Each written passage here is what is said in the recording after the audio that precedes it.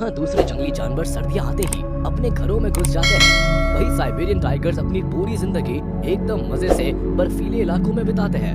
यही नहीं, ठंडे इलाके में पाए जाने वाले ये टाइगर्स भूख लगने पर रैबिट और डियर के साथ साथ बेयर्स पर भी हमला करने से नहीं चूकते। आप इसी बात से अंदाजा लगा सकते हैं कि टाइगर की ये स्पीशीज कितनी ज्यादा खतरनाक होती है। वैसे ये जितने ज्यादा डेंजरस होते हैं उतने ही ज्यादा अट्रैक्टिव भी लगते हैं। शायद इसीलिए टाइगर्स लोगों के लिए पॉइंट ऑफ अट्रैक्शन बने रहते हैं। तो चलिए वीडियो की शुरुआत करते हैं और साइबेरियन टाइगर से रिलेटेड कुछ इंटरेस्टिंग फैक्ट्स जानते हैं। रशिया, चाइना और नॉर्थ कोरिया जैसी कंट्रीज के बर्फीले इलाकों में पाए जाने वाले साइबेरियन टाइगर्स का साइंटिफिक नेम पैंथेरा टाइग्रिस अल्टाइका है और इन्हें एमू टाइगर्स के नाम से भी जाना जाता है। आपको बता दें, कैट्स की दूसरी स्पीशीज के कंपैरिजन में साइबेरियन टाइगर्स का टेरिटोरियल एरिया काफी बड़ा होता है। एक मेल साइबेरियन टाइगर लगभग 800 किलोमीटर स्क्वायर के इलाके पर राज करता है, जो टाइगर्स के दूसरी स्पीशीज के कंपैरिजन में 10 गुना ज्यादा होता है। मेल साइबेरियन टाइगर्स अपनी टेरिटरी को मार्क करने के लिए शार्प क्लॉज और अपने यूरिन की स्मेल का यूज करते हैं। यही नहीं, दो मेल साइबेरियन टाइगर्स की टेरिटरी कभी भी ओवरलैप नहीं करती। हालांकि फीमेल के केस में टेरिटरी कई बार ओवरलैप हो सकती है। ऐसा इसलिए क्योंकि एक मेल आमतौर पर अपने आसपास के इलाकों वाली फीमेल्स को ही मीटिंग के लिए चुनता है। वैसे साइबेरियन टाइगर साल के किसी भी महीने में मीटिंग कर सकते हैं। जब कोई टाइगर मीटिंग के लिए तैयार होता है तो आसानी से पहचाना जा सकता है। वो टाइगर्स आसपास के पेड़ों को अपने पंजों से स्क्रैच करने लगते हैं। साथ ही अपने यूरिन की स्मेल से टाइग्रेस को अट्रैक्ट करने की कोशिश भी करते हैं। और ऐसे में अगर कोई फीमेल इंटरेस्टेड होती है तो दोनों पार्टनर साथ मिलकर रहने लगते हैं। मीटिंग का ये प्रोसेस करीब 5 से 6 दिनों तक चलता है और फिर उसके बाद लगभग 3 से 3.5 महीनों के बाद फीमेल नन्हे और खूबसूरत कप्स को जन्म देती है। नॉर्मली इन कप्स की गिनती 2 से 4 रहती है, पर कुछ स्पेशल केसेस में एक फीमेल 6 कप्स तक को जन्म दे सकती है। आपको बता दें कि ये नन्हे और खूबसूरत दिखने वाले कप्स अपने जन्म के समय पूरी तरह से अंधे होते हैं। फीमेल साइबेरियन टाइगर्स हर 2 साल में सिर्फ एक बार बच्चों को जन्म देती है। वैसे जहाँ कई दूसरे जीवों के केसेस में अक्सर माँ बाप एक साथ मिलकर बच्चों को पालते हैं, वही साइबेरियन टाइगर के केस में बच्चों की देखभाल सिर्फ एक फीमेल करती है। नए जन्मे बच्चों को माँ अकेला तभी छोड़ती है जब वो परिवार का पेट पालने के लिए शिकार करने के काबिल हो जाते हैं। पर एक माँ के लिए खाना ढूंढना आसान नहीं होता, क्योंकि साइबेरियन टाइगर्स के 10 हमलों में से सिर्फ एक हमला ही कामयाब होता है और उसमें भी इन्हें अपने साथ साथ अपने परिवार का भी पेट पालना होता है। इसीलिए कई बार बड़े होने से पहले ही इनके कुछ बच्चे भूख की वजह से मारे जाते हैं। माँ अपने जिन बच्चों को बचाने में कामयाब होती है उनमें से ज्यादातर 3 महीने की उम्र में डेन से बाहर निकलने के लिए तैयार हो जाते हैं। वही 18 महीने की एज आते आते ये बच्चे माँ के द्वारा बहुत अच्छे से ट्रेन कर दिए जाते हैं और वो खुद भी शिकार करने के साथ साथ दूसरी छोटी बड़ी कठिनाइयों को फेस करने के लिए भी तैयार हो जाते हैं। एक फीमेल अपने बच्चों को खास तौर पर शिकार करने के लिए ट्रेन करती है। सब कुछ सिखाने के बाद भी ये बच्चे अपनी जिंदगी के शुरुआती 2 से 3 साल माँ के साथ बिताते हैं। एक जिस तरह एक मेल मीटिंग करने के बाद पूरी तरह से फीमेल से अलग हो जाता है, कुछ उसी तरह एक मेल कब भी बड़ा होते ही अपनी माँ से अलग हो जाता है। वही फीमेल कब अपनी माँ के साथ ही रहती है। अगर इनके लाइफ स्पैन की बात करें तो ये करीब 10 से 15 सालों तक जिंदा रहते हैं।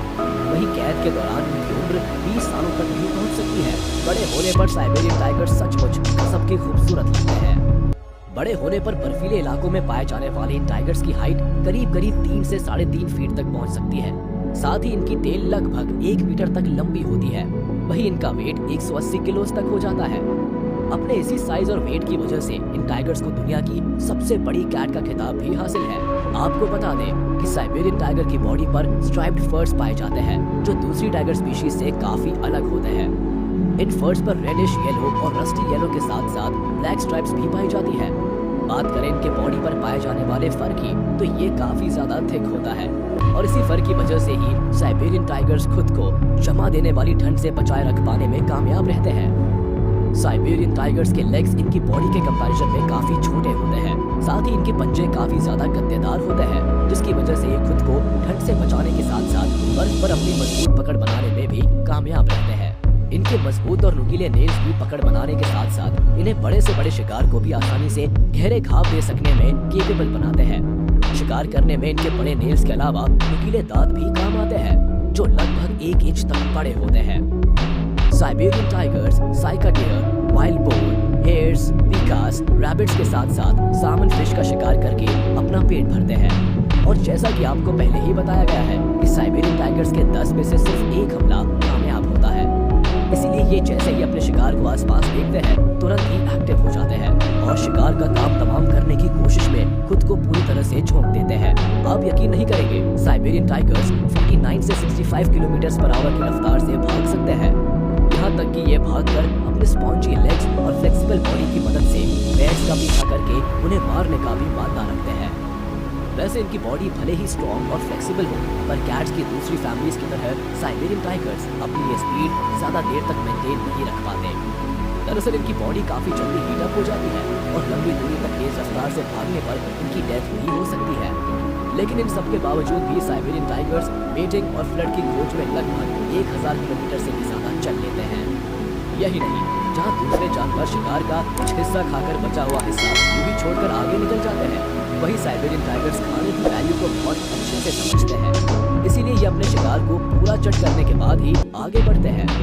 शायद इसी वजह से ये एक बार में 9 किलो तक मीट खा सकते हैं। यही नहीं, अगर साइबेरियन टाइगर्स काफी टाइम से भूखे हैं तो ये 27 से लेकर 30 किलो तक मीट भी खा सकते हैं। अब जाहिर है, जिसने बचपन में ही भूख से अपने भाई बहन को मरते हुए देखा हो, वो खाने की वैल्यू क्यों नहीं करेगा। 2009 से 2012 तक साइबेरियन टाइगर्स पर की गई स्टडी में पता चला कि ये टाइगर्स समर सीजन में हर 7 दिन में एक शिकार करते हैं और हर दिन ये लगभग 7.8 kg तक मीट कंज्यूम करते हैं। वहीं विंटर सीजन में इनकी डाइट काफी ज्यादा बढ़ जाती है और ये हर 5 दिनों बाद शिकार करने लगते हैं और डेली 10.3 kg तक मीट कंज्यूम करते हैं। मतलब साफ है, ये जानवर एक बेहद ही खतरनाक शिकारी है जिसकी भूख भी किसी से कम नहीं। वैसे आपको बता दें, ये जानवर शायद ही कभी इंसानों पर हमला करते हैं। आमतौर पर तो ये जानवर इंसानों का सामना करने से बचते ही हैं, लेकिन कुछ मामलों में ऐसा भी देखा गया है जहां साइबेरियन टाइगर्स ने इंसानों पर घातक हमला किया है। खैर ऐसे मामले बहुत कम है, लेकिन खतरा महसूस होने पर अपने बचाव के लिए इंसानों पर हमला करना इनके प्रेडेटरी बिहेवियर और सेल्फ डिफेंस मैकेनिज्म का पार्ट ही कहा जाएगा। तो जाहिर सी बात है, अगर इंसान इनके जीवन में दखल अंदाजी करेगा तो उसे उसका अंजाम भुगतना ही पड़ेगा। मेल के अकेले रहने की वजह से ही उनके ऊपर हमला किए जाने की पॉसिबिलिटी भी बहुत ज्यादा होती है। इसी वजह से पिछले कुछ सालों में फीमेल्स के कंपैरिजन में मेल्स का डेथ रेट काफी ज्यादा हाई रहा है। ओवरऑल भी साइबेरियन टाइगर्स की संख्या में बहुत ज्यादा कमी देखी गई है। इसी वजह से इन्हें IUCN की एंडेंजर्ड लिस्ट में भी रखा गया है। वैसे साइबेरियन टाइगर्स की घटती आबादी का सबसे बड़ा कारण है जंगलों की कटाई और इनके इलाकों में ह्यूमन इंटरवेंशन। यही नहीं, साइबेरियन टाइगर्स का भारी मात्रा में शिकार भी किया जाता है, जिसका कारण है इनका खूबसूरत फर। फर के साथ साथ इनके शरीर के कुछ खास हिस्सों के लिए भी इनको शिकार बनाया जाता है। कई तरह की दवाइयां बनाने के लिए भी साइबेरियन टाइगर्स को मारा जाता है। इसी वजह से कई देशों में इन रॉयल जानवरों को प्रोटेक्ट करने के लिए कई सारे कानून बनाए गए हैं, जिनके अनुसार साइबेरियन टाइगर्स के शिकार पर पूरी तरह से पाबंदी है। यही नहीं, कुछ लोगों में साइबेरियन टाइगर्स को सुरक्षित रखने के लिए पीपल पार्टिसिपेशन के साथ मुहिम भी चलाई जा रही है। वैसे अगर आने वाले समय में भी इन खूबसूरत जानवरों का इसी रफ्तार से शिकार होता रहा तो कोई बड़ी बात नहीं कि आने वाली पीढ़ियां कभी इस शाही अंदाज वाले जानवर को देख ही ना पाए।